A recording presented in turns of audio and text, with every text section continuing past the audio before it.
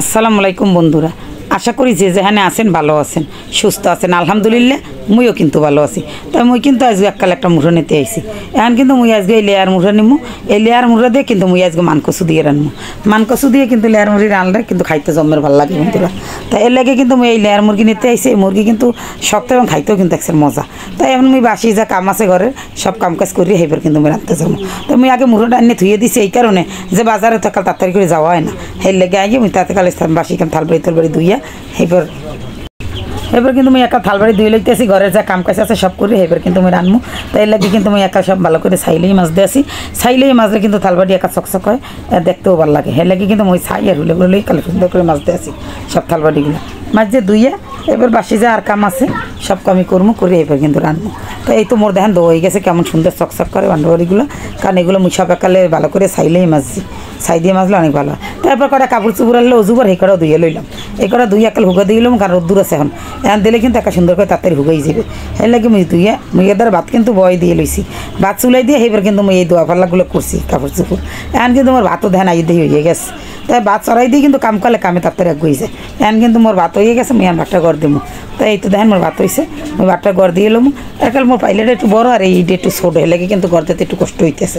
তাই মোর কিন্তু এখন গড় দেওয়া হয়ে গেছে। এর মধ্যে মোর মাইয়ে কিন্তু একাল ডিম পোস খাইবে। এর লাগে মুই তাড়াতাড়ি করে ডিম পোস করে দিতে আসি। ও কিন্তু আবার বিনাকালে কোনো নাস্তা খায় না, রোজার মধ্যে খাইতে চায় না। তাই লাগে তাহলে এখন ডিম পোস খাই, এর লাগে ডিম পোস করে দিছি। তা ডিম পোসও মোর আন করা হয়ে গেছে। আর মুই একাল মুরগি টুরগি কাটিয়া আমি কিন্তু রান্না।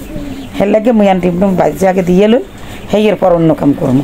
তাই এই তো দেখেন রোজার মাসে এমনি বন্ধুরা দেখা যায় কি যে কাম কাজে আগ্রহ না, তাড়াতাড়ি করে আস্তে আস্তে করে করিয়ালান লাগে, কারণ শরীরটা তো এমনি খারাপ লাগে। রোজার মাসে ততটা ভালো লাগে না। তাই এর লাগে কিন্তু মুই একাল 2-3টে ডিম বাজিয়ে লইছি। 2-3টে বাজিকে মোর ছোটোগুলা খাইবে, বড় ছোটো মাইয়েও খাইবে।